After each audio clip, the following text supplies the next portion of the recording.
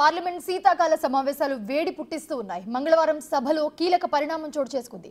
ఉపరాష్ట్రపతి రాజ్యసభ చైర్మన్ జగదీప్ ధన్కడ్ కు ప్రతిపక్ష ఇండియా కూటమి షాక్ ఇచ్చింది.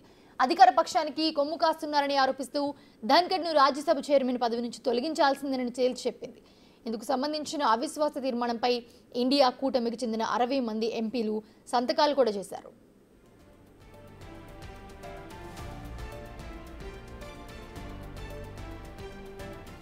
విపక్ష పార్టీ తీర్మానం బలపరచాలంటే 50 మంది ఎంపీలు సంతకం చేయాల్సి ఉంటుంది. ప్రస్తుతం ప్రతిపక్ష పార్టీలకు చెందిన 70 మంది ఎంపీలు రాజ్యాంగంలోని ఆర్టికల్ 67B ప్రకారం ఈ తీర్మానంపై సంతకం చేశారు. సభలో తీర్మానాన్ని ప్రవేశపెట్టడానికి ముందు రాజ్యసభ డిప్యూటీ చైర్మన్ ఆమోదం అవసరం. అయితే ఓటింగ్ జరగాలంటే కనీసం 50% ఎంపీల మద్దతు అవసరం అవుతుంది.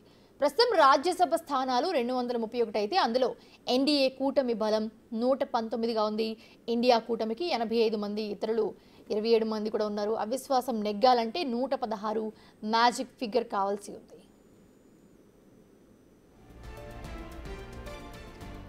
లోక్సభలో స్పీకర్ను తొలగించాలని కోరుతూ అవిశ్వాస తీర్మాన నోటీసులు ఇచ్చిన సందర్భాలు గతంలో ఉన్నాయి. 1954 డిసెంబర్ 18న అప్పటి స్పీకర్ జీవి మౌలాంకర్, 1966 నవంబర్ 24న హుకుమ్ సింగ్, అలాగే 1987 ఏప్రిల్ 15న బలరాం ధన్కడ్ పై విపక్షాలు అవిశ్వాస తీర్మాన నోటీసులు ఇచ్చాయి.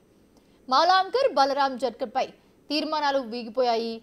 హుకుమ్ సింగ్ పై ఇచ్చిన నోటీసు తిరస్కరణకు గురైంది. ఓటింగ్లో పాల్గొనడానికి 50 మంది కంటే ఎక్కువ మంది సభ్యులు సుముఖత వ్యక్తం చేయకపోవడమే ఇందుకు కారణం. ఓటింగ్ జరగాలంటే కనీసం 50 మంది సభ్యులు అంగీకరించాలి. మరి ఇప్పుడు జగదీప్ ధన్కడ్ కు వ్యతిరేకంగా ఇచ్చిన అవిశ్వాస తీర్మానంలో ఎలాంటి పరిణామాలు చోటు చేసుకుంటాయో చూడాలి.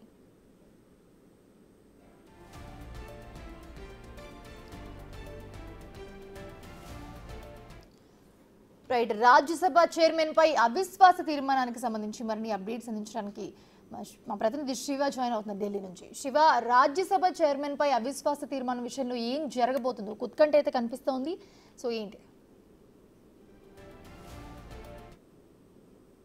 చైర్మన్ జగదీప్ ధన్కడ్ పై అవిశ్వాస తీర్మానం నోటీసు నిన్న ఇటు సెక్రటరీకి నిన్న అందించారు. అయితే మ్యాక్సిమం మీరు చెప్పినట్లుగా మినిమం 50 మంది సపోర్ట్ అనేది రాజ్యసభ సభ్యుల సపోర్ట్ ఉండాలి. ఇక్కడ ప్రజెంట్ ఇండియా కూటమికి 85 మంది సభ్యులు ఉన్నప్పటికీ కూడా ఇప్పుడు సంతకాలు చేసిన దాదాపు 60 మందికి పైగా సంతకాలు చేసిన డాక్యుమెంట్ను రాజ్యసభ చైర్మన్పై అవిశ్వాస తీర్మానానికి సంబంధించి మొత్తం ఈ డాక్యుమెంట్స్ను సబ్మిట్ చేసినట్టు తెలుస్తుంది. అయితే నోటీస్ ఇచ్చిన తర్వాత 14 రోజుల్లోపు దీనిపై అవిశ్వాస తీర్మానంపై చర్చ చేపట్టాల్సి ఉంటుంది.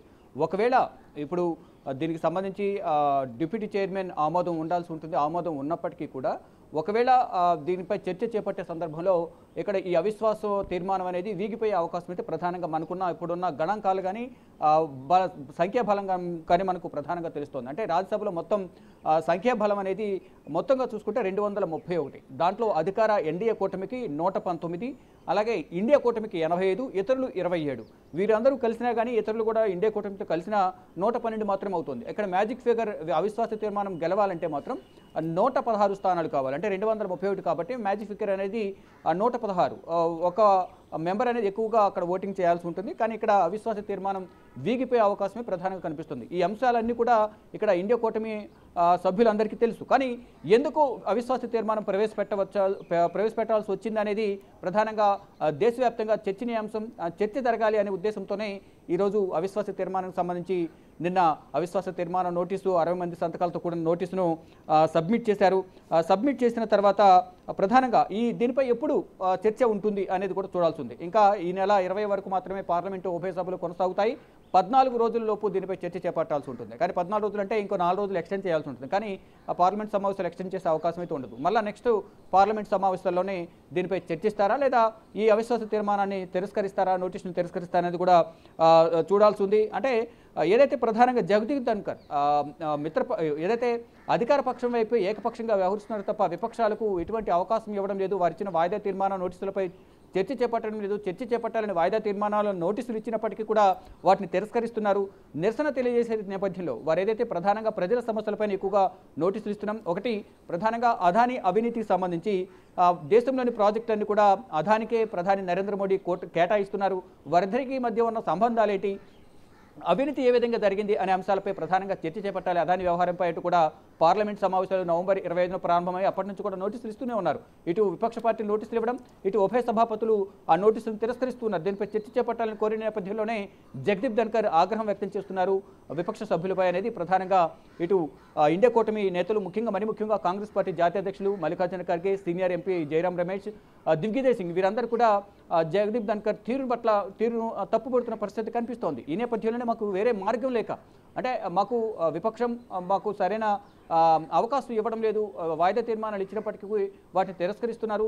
మేము అడుగుతున్న నేపథ్యంలో సభను వాయిదా వేస్తున్నారు తప్ప సభను కంటిన్యూ చేసే ఉద్దేశం అధికార పక్షానికి కూడా లేదు అనేది విపక్ష కూటమి ఇండియా కూటమి అనేది ప్రధానంగా జగదీప్ ధన్కర్ పనితీరుపై ఆయన వ్యవహరిస్తున్న తీరుపైన ఆగ్రహం వ్యక్తం చేస్తున్నారు. ఈ నేపథ్యంలో మాకు వేరే మార్గం లేదు కాబట్టి అవిశ్వాస తీర్మానం ప్రవేశపెట్టాల్సి వచ్చింది అనేది వారు చెప్తున్నారు. దానిలో భాగంగానే నిన్న మధ్యాహ్నం అవిశ్వాస తీర్మానానికి సంబంధించి నోటీస్ ఇచ్చారు. ఈ అవిశ్వాస తీర్మానం నోటీసు ఆమోదం పొందాలంటే ఇటు రాజ్యసభ డిప్యూటీ చైర్మన్ ఆమోదం పొందాల్సి ఉంటుంది. ఆమోదం పొందిన తర్వాత ఓటింగ్ అనేది జరగాల్సి ఉంటుంది. అది కూడా ఈ పార్లమెంట్ సెషన్లో జరిగే అవకాశం లేదు. 20 తేదీతో పార్లమెంట్ సమావేశాలు ముగుస్తాయి కాబట్టి నెక్స్ట్ సెషన్లో ఏమైనా దీన్ని పరిగణనలోకి తీసుకుంటారా లేదా ఈ నోటీసును తిరస్కరిస్తారా అనేది కూడా చూడాల్సి ఉంది.